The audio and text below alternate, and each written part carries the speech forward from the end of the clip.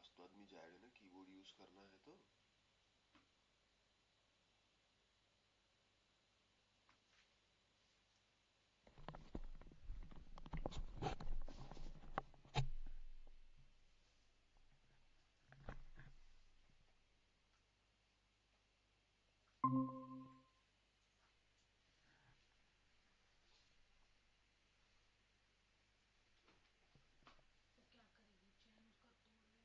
चैन उसका तोड़ देगा, खोल दे तो फिर क्या होगा।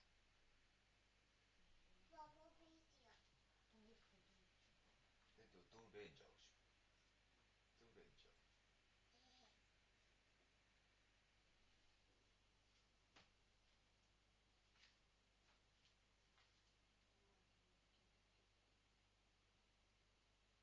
मम्मी देखो बटरफ्लाई का बच्चा आ गया। पापा ने बैठिए। नहीं बैठिए पापा। नहीं बैठिए पापा।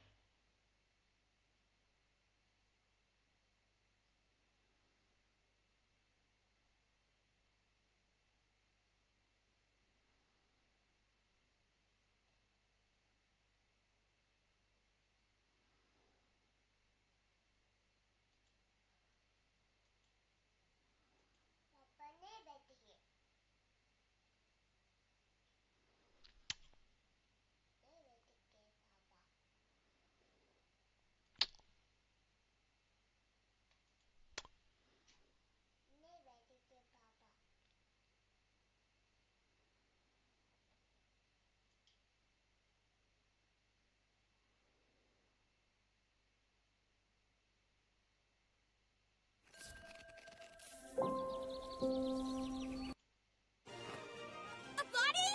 Wait, isn't that Vesta?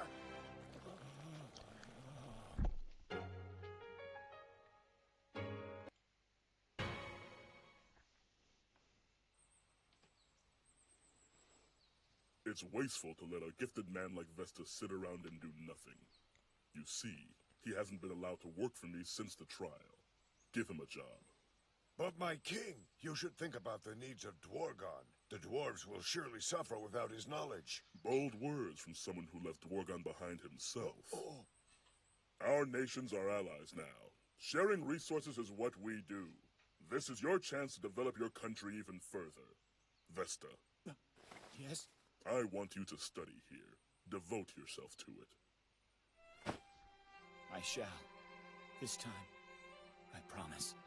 I promise I'll live up to your expectations, my king. Lord Rimuru, Kaijin, I am truly sorry. If you would allow it, then it would be my honor to work here and serve you. Well, having another talented researcher around would be a big help. Listen, Rimuru, if any king should happen, I'll take responsibility. I'll supervise Vesta. So please, say yes. Thank you, Kaijin. If this is what you really want, Kaijin, then I trust you. Vesta, you're hired. Thank you. And I promise I will give you nothing but my best efforts, sir. Well then, I take my leave.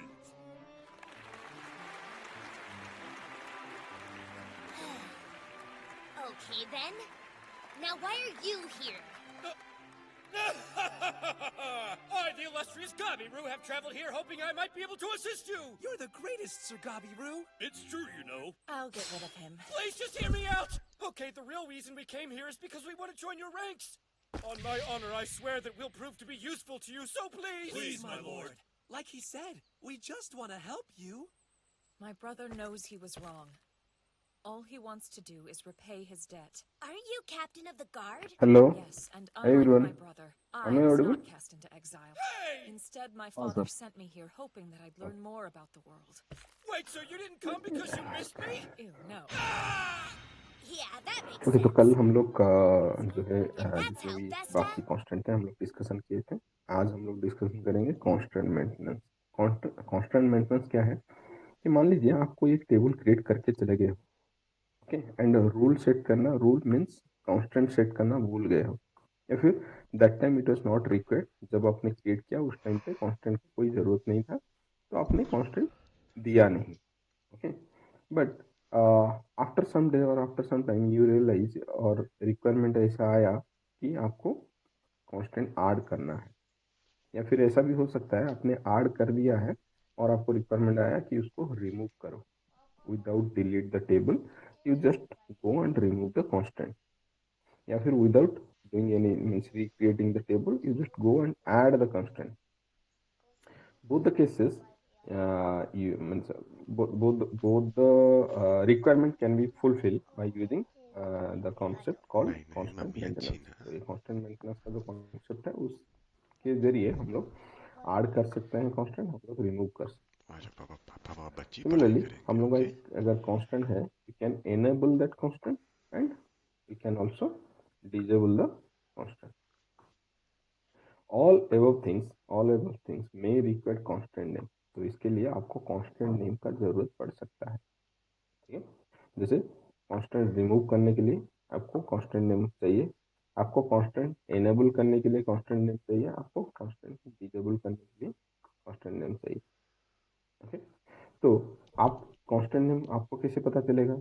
एक table में जो भी column के ऊपर एक constant है, how you will know what is name of that constant. आप कभी कभी क्या करते हो, आप कांस्टेंट नेम देते हो, कभी कभी आप नहीं देते हो, तो सिस्टम ऑटोमेटिकली दे देता है।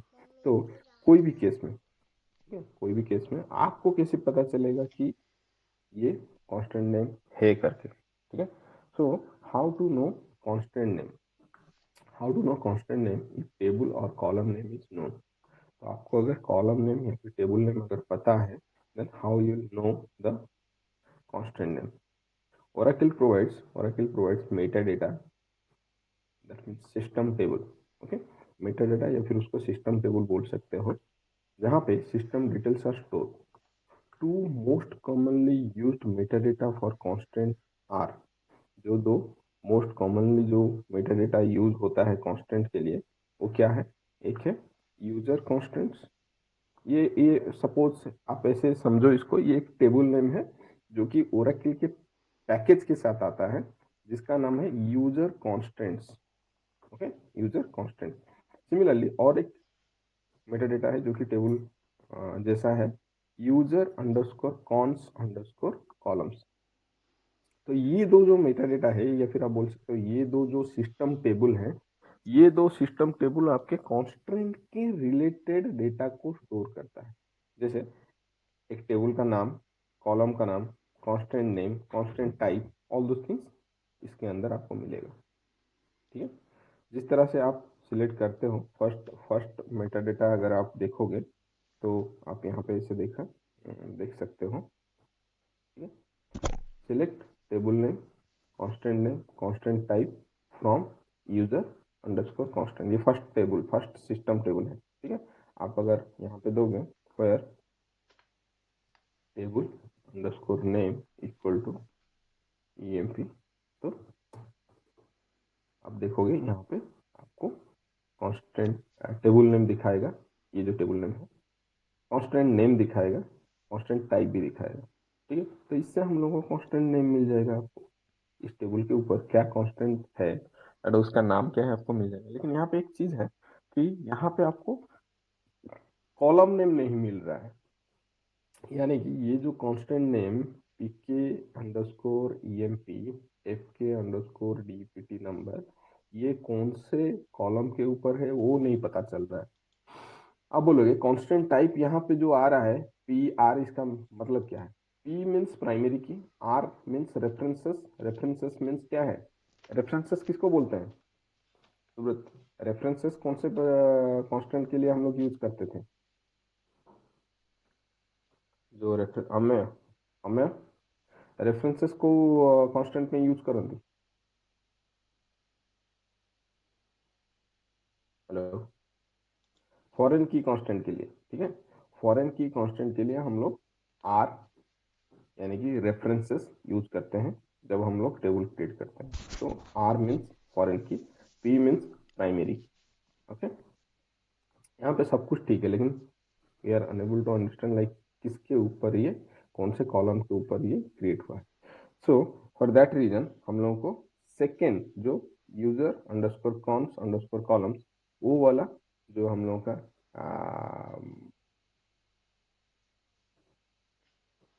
वो जो हम लोगों का सिस्टम टेबल है उसका हेल्प लेना पड़ेगा। ओके, वहां पे क्या है प्रॉब्लम, वहां पे ये कॉलम मिसिंग है, कांस्टेंट टाइप, वहां पे कांस्टेंट टाइप मिसिंग है, वहां पे कॉलम नेम आपको मिल जाएगा, मतलब है नहीं। ओके,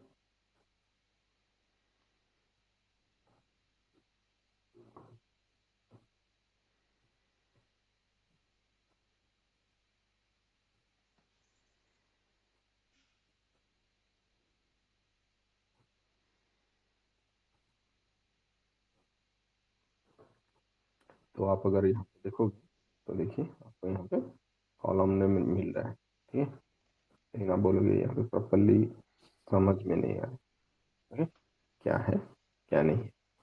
तो अभी क्या करेंगे हम लोग इसको, हम लोग का जो फॉर्मेट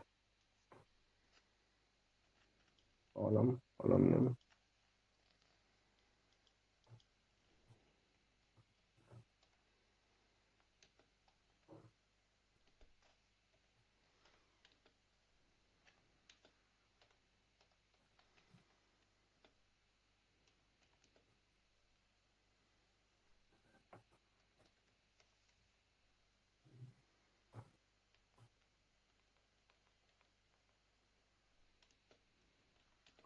ओके। तो यहाँ पे आप देखो कौन से क्या कांस्टेंट नेम क्या है एंड कौन से कॉलम पे है वो पता चल रहा है, मतलब ये कांस्टेंट टाइप पता ना चल रहा है, नहीं चल रहा है, लेकिन ये पता चल रहा है। तो हम लोग के पास अभी दो क्वेरी हैं, दो क्वेरी में से एक में हम लोग कांस्टेंट टाइप के साथ हम लोग कांस्टेंट नेम हम लोग को पता चल रहा है एंड एक में कॉलम नेम के साथ कांस्टेंट नेम पता चल रहा है। तो दोनों को अगर आप कंबाइन करोगे तो अभी क्या है, ईएमपी टेबल में ईएमपी नंबर कॉलम के ऊपर प्राइमरी की सेट किया गया है जिसका नाम पीके अंडरस्कोर ईएमपी। तो इस तरह से आपको पता चल जाएगा, ठीक है। दोनों क्वेरी को अगर आप एग्जीक्यूट करते हो then you will come to know like क्या कांस्टेंट नेम है एंड क्या कांस्टेंट टाइप है एंड कौन से कॉलम पे वो डिफाइन किया गया है। तो यहाँ पे constant type P means primary key, R means foreign key, U means unique, C means, C कहीं कहीं पे नॉट नल होता है, चेक कांस्टेंट भी होता है। तो आप बोलेंगे मुझे कैसे पता चलेगा कि एक सी जहाँ पे आता है, तो I how could I know कि ये चेक कांस्टेंट है या फिर नॉट नल कांस्टेंट है, क्योंकि दोनों के लिए सी आता है। ओके, आप अगर यहाँ पे देखोगे तो दोनों के लिए यहाँ पे देखिए सी आ रहा है एंड हम लोग का जो नॉट नल, आप अगर स्टूडेंट टेबल पे देखोगे तो यहाँ पे भी वो पापा को लग गया शेविंग करते वक्त, देखोगे सी आ रहा हो जाएगा, ठीक है, ये नॉट नल है। तो यहाँ पे एन दिया गया है, तो हम लोगों को पता चल रहा है कि हाँ ये नॉट नल है। यहाँ पे कुछ नहीं है, वी आर ब्लैंक, यहाँ पे भी कुछ नहीं है, वी डोंट नो कि क्या है। तो बेस्ट वे क्या है कि अगर आपको सी आ रहा है किसी कांस्टेंट टाइप में, तो इमीडिएटली आप क्या कीजिएगा, डीएससी जैसे स्टूडेंट, डीएससी स्टूडेंट करोगे, अगर नॉट नल है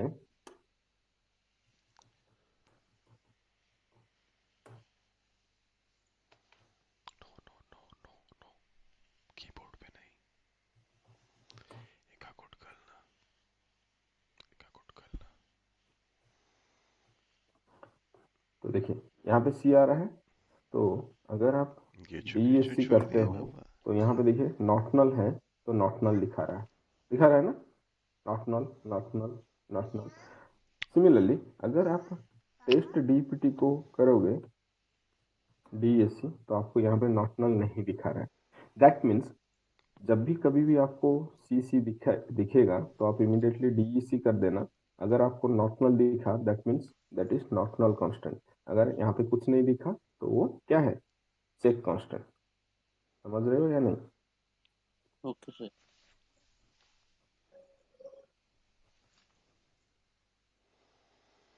देखिए यहाँ पे सीसी आ रहा है बट यहाँ पे कुछ नहीं है, नल वाले जो कॉलम में कुछ नहीं दिखा रहा है, दैट मीन्स चेक कांस्टेंट। यहाँ पे सीसी आ रहा है स्टूडेंट टेबल में बट यहाँ पे नॉट नल आ रहा है, that means not null constant. तो इस तरह से आप आइडेंटिफाई करना। ओके, ये तो गया किस तरह से हम लोग कांस्टेंट नेम हम लोग को पता चलेगा, कांस्टेंट टाइप कैसे पता चलेगा, कॉलम नेम कैसे पता चलेगा, ऑल दोस थिंग्स। एक टेबल में इस कॉलम के ऊपर क्या कांस्टेंट नेम दिया गया है एंड कांस्टेंट टाइप क्या है। अभी क्वेश्चन ये अराइज होता है कि मान लीजिए हम लोगों का कोई कांस्टेंट किसी टेबल के ऊपर नहीं है and we want to create और we want to add the constant. Okay, हम लोग एक कांस्टेंट नहीं है एंड हम लोग ऐड करना चाहते हैं। किस तरह से हम लोग ऐड करेंगे, मैं आप लोगों को यहाँ पे सिंटैक्स खाली बता दूंगा, आप खुद प्रैक्टिस करना।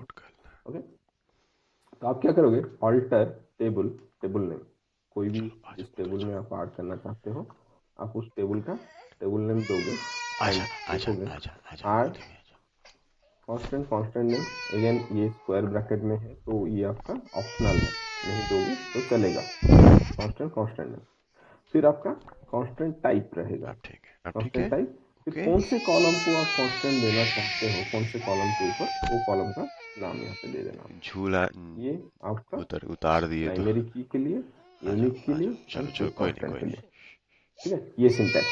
अगर आप प्राइमरी की ऐड करना चाहते हो किसी टेबल में, आप प्राइमरी की कांस्टेंट टेबल ऑलरेडी क्रिएटेड है, बट आप बाद में रियलाइज किए या फिर आपका रिक्वायरमेंट आया कि एक कांस्टेंट ऐड करो रोल नंबर कॉलम पे, तो आप क्या करोगे, यहाँ पे लिखोगे alert alter table student add constant student underscore roll number underscore unique constant type unique. ठीक है, यहाँ पे कांस्टेंट टाइप क्या दोगे, यूनिक, देन ब्रैकेट के अंदर रोल नंबर। हो गया, आपका ऐड हो गया। तो ये प्राइमरी की, यूनिक एंड चेक कांस्टेंट के लिए ये सिंटैक्स काम करेगा। फॉरेन की के लिए, फॉरेन की के लिए आप क्या लिखोगे, सेम रहेगा, alter table table name add constant constant name, but यहाँ पे चेंज होगा। फॉरेन की, जिस कॉलम को आप फॉरेन की बनाना चाहते हो उस कॉलम का नाम, फिर references parent table name and column name. Okay, यहाँ पे लिख देता हूँ पेरेंट टेबल, ठीक है, या फिर आप लिख देना आपके नोट्स में parent table name and column name, parent column name. फिर ये हो गया आपका फॉरेन की। नॉट नल, देखो आप अगर ऑब्जर्व करोगे यहाँ पे जो कांस्टेंट टाइप के बाद ब्रैकेट के अंदर कॉलम नेम दिया जा रहा है, ये किस तरह का डिक्लेरेशन है, टेबल लेवल डिक्लेरेशन।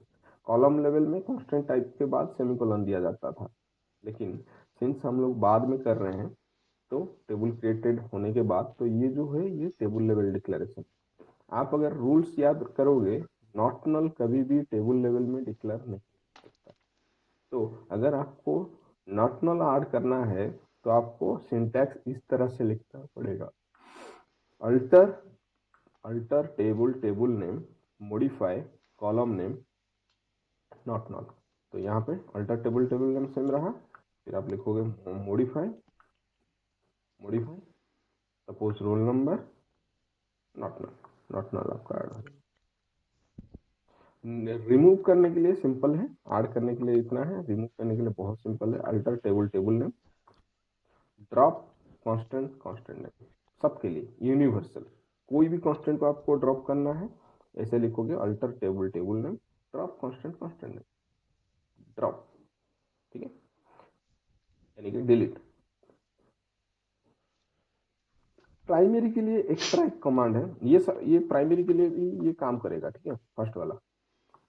लेकिन अगर आप प्राइमरी की के लिए करना चाहते हो standard loan, then alter table table name drop primary, क्योंकि प्राइमरी की तो एक ही देता है ना, तो प्राइमरी की लिखोगे तो ड्रॉप हो जाएगा। फिर alter table table name drop primary की कैस्केड। अगर आपका फॉरेन की है चाइल्ड की है तो पेरेंट की को डिलीट करने नहीं देगा, प्राइमरी की को डिलीट करने अलाउ नहीं करेगा, बोलेगा कि उसका चाइल्ड कॉलम अभी भी है, चाइल्ड वैल्यू नहीं, मैं कॉलम के बारे में बोल रहा हूँ, वो बोलेगा चाइल्ड कॉलम है, you can not delete the parent column. Parent table delete होगा तो कॉलम भी डिलीट होगा ना, तो इसीलिए अलाउ नहीं करेगा। तो आपको क्या करना है, इफ फॉरेन की इज प्रेजेंट तो आपको लिखना है कैस्केड, इतना ही, ये एक्स्ट्रा कीवर्ड आपको लिखना है, alter table name drop primary की कैस्केड, तो आपका ड्रॉप हो जाएगा। ये हो गया आपको किस तरह से आप ऐड करोगे, किस तरह से रिमूव करोगे। ओके, अगर आपको एनेबल करना है, सिंपल है, alter table name enable constant name, इसीलिए कांस्टेंट नेम बहुत जरूरी, कांस्टेंट नेम जानना, तो इसीलिए मैं पहले आपको बताया how you will identify the constant name. Okay, ये यूनिवर्सल है, सबके लिए है। फिर प्राइमरी की के लिए स्टैंड अलोन ये एक एक्स्ट्रा कमांड है, alter table name enable primary key. Okay, disable के लिए सिंपली एनेबल की जगह पे डिजेबल लिख दो, alter table name disable constant name, सबके लिए। प्राइमरी की के लिए stand alone alter table name disable primary key. तो ये आप एक टेबल क्रिएट करना जिसमें ट्राई करना सारे कांस्टेंट ऐड करने के लिए, एंड उसके बाद एनेबल डिजेबल करके देखना। पहले एनेबल मतलब पहले तो एनेबल होगा जब आप क्रिएट करोगे, तो आप देखोगे आप जब डुप्लीकेट वैल्यू इंसर्ट कर रहे हो, अगर यूनिक कांस्टेंट है, यूनिक कांस्टेंट को एनेबल किए हो, मतलब क्रिएट किए हो, तो जब डुप्लीकेट वैल्यू ट्राई करोगे तो अलाउ नहीं करेगा, तो आप फिर उसको डिजेबल करके देखना, डिजेबल करके देखोगे, फिर डुप्लीकेट वैल्यू इंसर्ट करोगे, अलाउ करेगा। फिर जब एनेबल करने के लिए ट्राई करोगे, एनेबल नहीं होगा, बोलेगा डुप्लीकेट वैल्यू है, उसको पहले रिमूव करो, तो आप डुप्लीकेट वैल्यू को डिलीट करके रिमूव करना, फिर एनेबल करना, देखोगे एनेबल हो जाएगा। तो ये प्रैक्टिकल आप थोड़ा खुद अपने एंड से करो, कोई डिफिकल्टीज नहीं है, सिंटैक्स सारे दिए हुए हैं, आप उस हिसाब से प्रैक्टिस करना। ओके ओके, कल मैं आप लोगों को एक तो बोला था कि खुद अपने एंड से एक टेबल क्रिएट करने के लिए, जो लोग किए हो वेल एंड गुड, अगर नहीं किए हो मैं यहाँ पे सिंटैक्स लिख रहा हूँ, आप उसको लिख लो या फिर स्क्रीनशॉट ले लो। ओके, डिफिकल्ट बिल्कुल भी नहीं है, लेकिन हाँ मैं आप लोगों को एक बार यहाँ पे लिख के दिखा देता हूँ।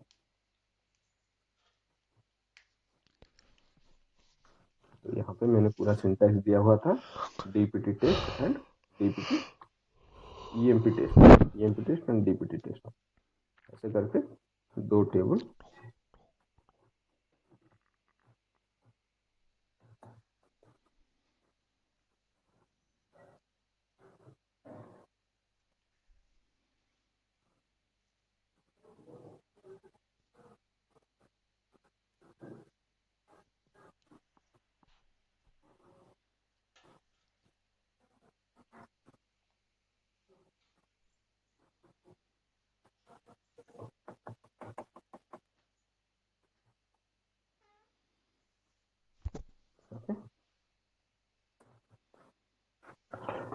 create table name dpt test dpt number 2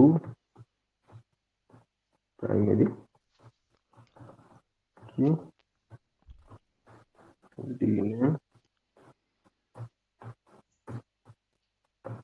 220 क्या दिया है, कंस्टेंट आपके टेबल के हिसाब से नॉट नल, वर्कर 214 है ना, ठीक है 14 दे देते हैं, 14 not null, location worker 213 not null,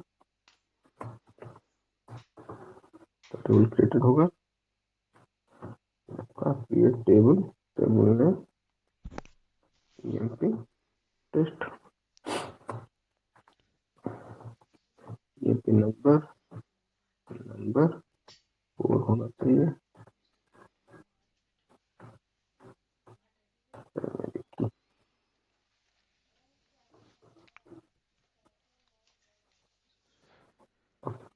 number for family, email, to 10, job, to 9, job, name, okay, to 10, not null, job, okay, to 9, not null,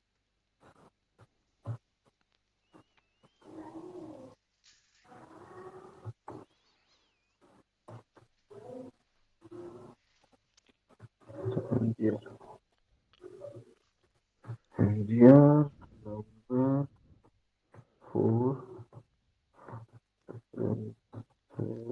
किसको EMP टेस्ट टेबल के EMP नंबर कॉलम को, ठीक है।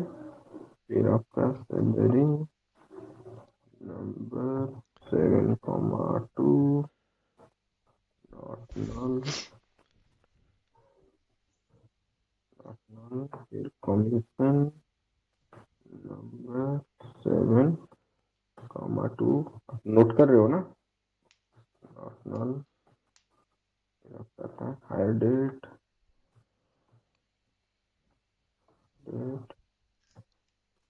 कमीशन के बाद वो 100 ऊपर रहेगा, ठीक है। यहाँ पे दे देते हैं, कोई दिक्कत बाद में। MGR के बाद हायर डेट था तो बाद में दे देते हैं हायर डेट। फिर आपका DPT नंबर 2, रेफरेंसेस किसको, DPT टेस्ट टेबल में DPT नंबर को। अगर मेरा सिंटैक्स सारे सही हैं तो टेबल क्रिएट, ये सिंटैक्स था, ये मैं आपको क्रिएट करने के लिए बोल रहा था, जो कि हम लोग का EMP टेबल है और ये हम लोग का DPT टेबल है। दोनों टेबल के ऊपर हम लोग प्रैक्टिस करेंगे। अभी तक जितने भी हम लोग एग्जाम्पल देखे हैं सारे EMP टेबल पे देखे हैं। अभी जो टॉपिक शुरू होगा उसमें हम लोगों को DPT टेबल का हेल्प लेना पड़ेगा। DPT टेबल में डेटा क्या है, आप अगर देखोगे ये है DPT टेबल में डेटा, डिपार्टमेंट डिटेल, यानी कि 10 डिपार्टमेंट किसको बिलोंग, मतलब कौन से डिपार्टमेंट को आइडेंटिफाई करता है एंड लोकेशन कहाँ पे वो है वो डिपार्टमेंट। फिर 20, 30, 40 इस तरह से आपने ये कर लिया, नोट डाउन कर लिया ये दोनों टेबल क्रिएट स्टेटमेंट को। अगर नहीं किया हो तो अभी स्क्रीनशॉट ले लो। स्क्रीनशॉट ले लिया सर। ठीक, ऑफ स्क्रीनशॉट ले लिया। गुड। तो ये हो गया आपका। तो अभी जो टॉपिक हम लोग डिस्कशन करेंगे ये है हम लोग का जॉइन।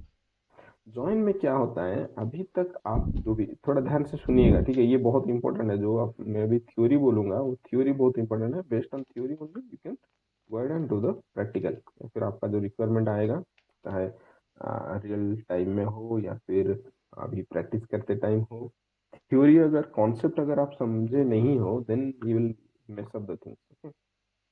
चीज़ों को आपको मतलब मेसअप हो जाएगा, आप समझ नहीं पाओगे, कर नहीं पाओगे, ओके। तो फर्स्ट ऑफ ऑल हम लोग जो जॉइन पढ़ेंगे, what is join.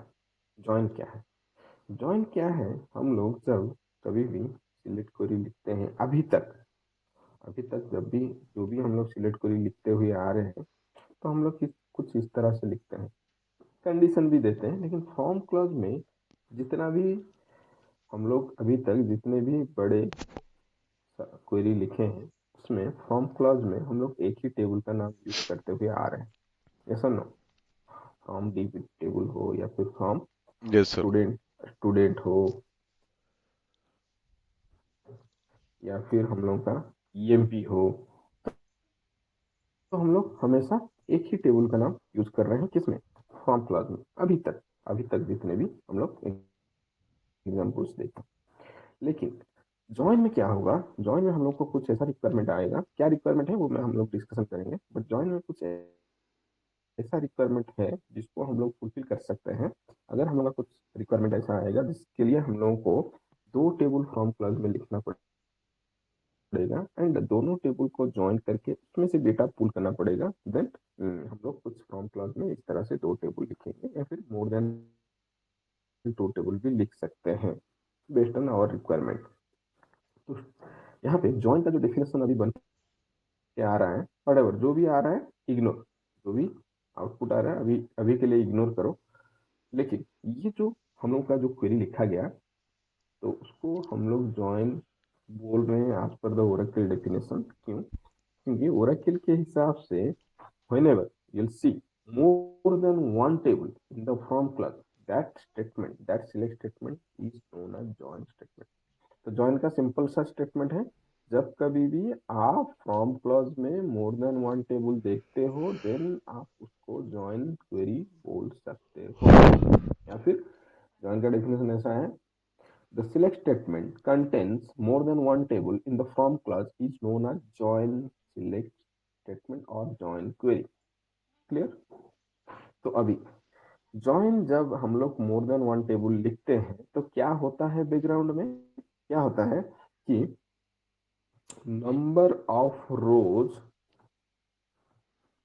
From first table multiplied by number of rows from second table. तो जो भी आएगा that is the total number of रोज। तो यहाँ पे आप लोगों का दो टेबल है, इसीलिए आप बोल रहे हो number of rows from first table into number of rows from second table. अगर आपका थर्ड टेबल होता, मैंने आपको बोला ना यहाँ पे मोर देन वन टेबल रह सकता है, more than one means there is no limit. तो आप 3 4 5 6 7 8 ऐसे टेबल रख सकते हो। तो आप जितना रखोगे इंटू इंटू करते हुए जाना, जो भी आएगा आपका वो होगा टोटल नंबर ऑफ रोज। तो इस केस में हम लोग का जो ईएमपी टेबल है एंड डीपीटी टेबल है, आप अगर देखोगे ईएमपी टेबल में कितने रो हैं, कितने रो हैं ईएमपी टेबल में? 14 ओके। डीपीटी टेबल में आप अगर देखोगे कितने रो हैं? 4। तो हमारा जो थ्योरी है, हमारा जो थ्योरी का जो फॉर्मूला है, उस फॉर्मूले के हिसाब से कितने रो आने चाहिए? अगर मैं ईएमपी टेबल डीपीटी टेबल को रखूंगा साथ में, 14 into 4 कितना? 56 राइट। 14 into 4 56 रो आ रहा है, देखिए आ रहा है सर। तो 56 रो हम, हाँ तो आपका जिस तरह से आप टेबल जैसे जैसे रखोगे इंक्रीज करोगे तो मल्टीप्लाई होकर उस तरह से आपको यहाँ पे उस हिसाब से नंबर ऑफ रोज इंक्रीज होके दिखेंगे, या फिर आज पर number of columns sorry number of रोज कितने हैं उस हिसाब से। हाँ आप बोलोगे अभी कॉलम के साथ क्या हो रहा है? कॉलम के साथ क्या हो रहा है? कॉलम आपके ऐड हो रहे हैं, यानी कि number of columns from first table plus number of columns from second table. तो यहाँ पे 1 2 3 4 5 6 7 8, यहाँ पे 3, तो टोटल 11 कॉलम्स। तो देख लेते हैं 11 कॉलम्स आ रहा है कि ज्यादा आ रहा है। देखिए 1 ईएमपी नंबर, 2 ईनेम, 3 जॉब, 4 5 6 7 8 9 10 11। तो आप बोलोगे यहाँ पे डीपीटी नंबर 2 बार आ रहा है। 2 बार क्यों आ रहा है? क्योंकि ईएमपी टेबल में भी डीपीटी नंबर है एंड डीपीटी टेबल में भी डीपीटी नंबर, तो दोनों को मिला के आ रहा है। तो अभी मेरे पास टोटल कितने हैं, कितने रो हैं, कितने कॉलम हैं? जब मैं दोनों टेबल को लिख के यहाँ पे एग्जीक्यूट कर रहा हूँ तो मेरे पास कितने रो हैं, कितने कॉलम हैं? 56 रो 11 56 रो 11 कॉलम। तो मैं उन 56 रो में से मैं किसी भी रो को सिलेक्ट कर सकता हूँ। मैं उन 56 रो उन 11 कॉलम में से मैं किसी भी कॉलम को चूज कर सकता हूँ। डी नेम लोकेशन जो है हमारे ईएमपी टेबल में नहीं है, ईएमपी नंबर ई नेम जो है हमारे डीपीटी टेबल में नहीं है। तो मैं इन दोनों टेबल में से मुझे जो जो कॉलम चाहिए मैं सिलेक्ट कर सकता हूँ, आई हैव दैट ऑप्शन। या फिर मैं कंडीशन दे सकता हूँ कि सैलरी ग्रेटर देन 1250, तो उन्हीं लोगों का डिटेल दिखाएगा जिन लोगों का सैलरी 1250 से ज़्यादा है। तो मैं अभी कुछ भी कर सकता हूँ इन 56 रो एंड 11 कॉलम के ऊपर। लेकिन क्या ये मेरा जो 56 रो है वो मेरा जो हम लोग ज्वाइन जिस पर्पस के लिए करते हैं या फिर जिसका हम लोग का रिक्वायरमेंट है, क्या वो आ रहा है प्रॉपरली? नहीं। तो इसको क्या करना पड़ेगा, किस तरह से हम लोग को रिक्वायर्ड डेटा आएगा। क्यों रिक्वायर्ड डेटा नहीं आ रहा है, मैं आपको यहाँ पे एक एग्जांपल देके दिखा रहा हूँ, आप समझ जाओगे। where ename equal to Scott, sorry deadline 200 कर देता हूँ, फिर इस क्वेरी को जो मिस्टेक हुआ है उसको ठीक कर देते हैं।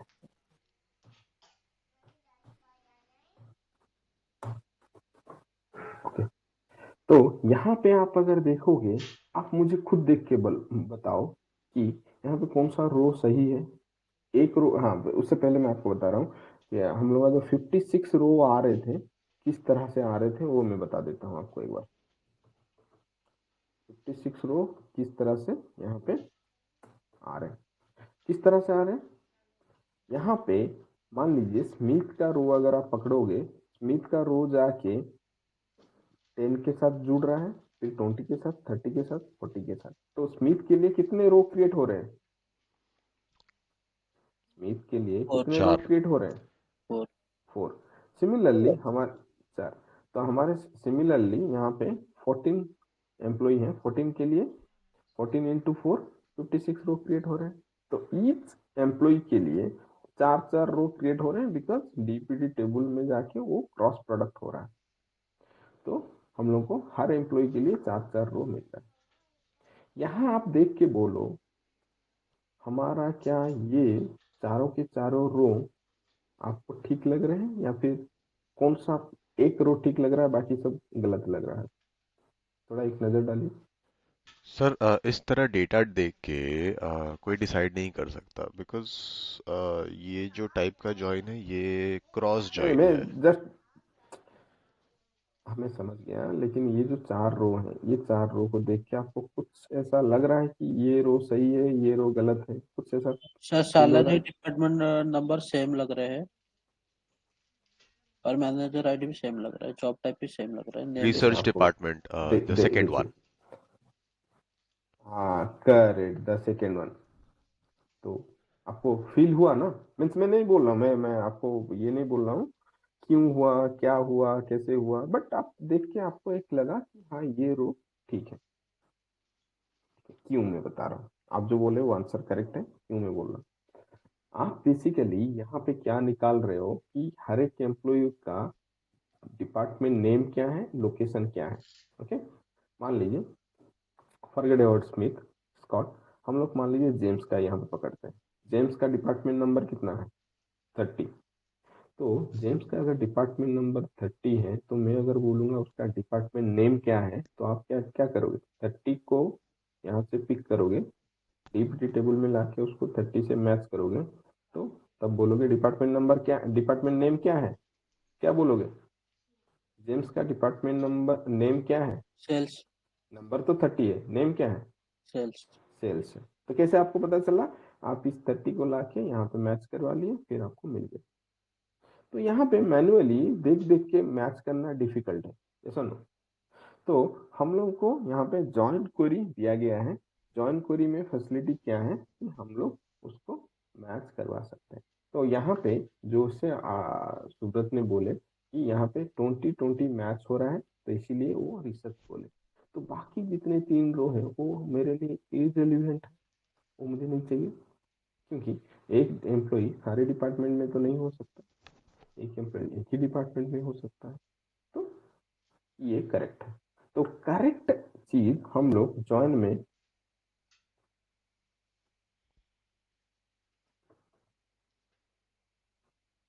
जॉइन क्वेरी में जब हम लोग यहाँ पे लिखेंगे तो कैसे निकालेंगे। तो यहाँ पे हम लोग क्या करेंगे, ईएमपी, हाँ उससे पहले एक चीज, ओके ये चीज पहले बोल देता हूँ। यहाँ पे क्या करूंगा मैं, यहाँ पे मैं ईएमपी टेबल का DPT number equal to DPT table का डीपीटी नंबर को मैच करूंगा। जो जो मुझे मैचिंग आएगा वही मेरा वैलिड है। ऑब्वियस सी बात है, हम लोग तो मैच ही करके वहां पे बोल देते हैं ना। यहाँ पे जो सुब्रत ने बोला वो भी मैच करके वो आपने बोला, और मैं जो यहाँ पे आपको जेम्स के बारे में बोला वो अभी मैं यहाँ से पिक करके यहाँ पे मैच करके बोल रहा हूँ सेल से करके, तो दोनों वे में हम लोग मैच कर रहे हैं। तो हम लोग यहाँ पे भी एक कंडीशन दे दिए, बोले कि ईएमपी टेबल का डिपार्टमेंट नंबर डीपीटी टेबल का डिपार्टमेंट नंबर के साथ जब मैच होगा जो आउटपुट आएगा वही हम लोगों का रिक्वायर्ड है। तो अभी क्वेश्चन ये आ रहा है कि हम लोग यहाँ पे ईएमपी डॉट डीपीटी नंबर क्यों दिए, क्योंकि आप अगर नहीं दोगे, दोनों टेबल में सेम कॉलम नेम है, तो अभी ओरेकल कंफ्यूज हो जाएगा कि ये कहाँ से आ रहा है, ईएमपी टेबल का है या डीपीटी टेबल का है। सेम प्रॉब्लम सिलेक्ट में भी होता है। सिलेक्ट मतलब सिलेक्ट लिस्ट में मैंने आपको बोला जो भी आप दोनों टेबल में से कोई भी कॉलम को आप सिलेक्ट कर सकते हो। तो आप अगर यहाँ पे मान लीजिए डीपीटी नंबर सिलेक्ट करते हो, देन ओरेकल गेट कंफ्यूज, ये डीपीटी नंबर कहाँ से आ रहा है। वो बोला है एम्बिग्यूटी मतलब उसको समझ में नहीं आ रहा है। तो जब कभी भी आप कोई कॉमन कॉलम नेम को डिफाइन करोगे किसी सिलेक्ट स्टेटमेंट में या फिर सिलेक्ट स्टेटमेंट में लिखोगे, चाहे वो वेयर कंडीशन हो चाहे आपका सिलेक्ट लिस्ट हो, आपको उसको क्वालिफाई करना पड़ेगा by using the table name, चाहे डीपीटी टेबल हो चाहे ईएमपी टेबल है, आपको क्वालिफाई करना पड़ेगा। तो वही सारे चीज जो भी हम लोग डिस्कशन किए, आपका ये जो नोट में अभी शेयर करूंगा उसके फर्स्ट हाफ में लिखा गया है यहाँ तक। नेक्स्ट हम लोग ये जॉइंट कंडीशन कल थर्सडे को पढ़ेंगे। कल क्लास नहीं है, कल मुझे ऑफिस जाना है। आज मतलब घर से करता हूँ तो पढ़ा सकता हूँ, कल ऑफिस जाऊँगा तो क्या आप जल्दी आ जाता है, तो कल नहीं हो पाएगा, थर्सडे फ्राइडे पढ़ेंगे, ठीक है। If A select sir statement, same चीज जो हम लोग पढ़े वही चीज यहाँ पे लिखा है। हाँ सर जैसे कि जब बोलिए आप बोलिए। अगली रियल टाइम क्लास करें, थोड़ा सा हम लोग को वो जो आप बेसिक जो मतलब कि एसक्यूएल का भी जो आप करते हैं वो भी एक बार दिखा दीजिएगा प्लीज।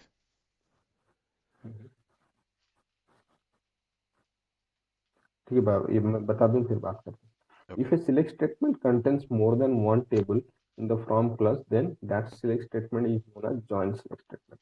तो जो चीज हम लोग बोले कि मोर देन वन टेबल रहेगा तो ज्वाइन बोला जाएगा उसको, तो वही चीज लिखा है यहाँ पे।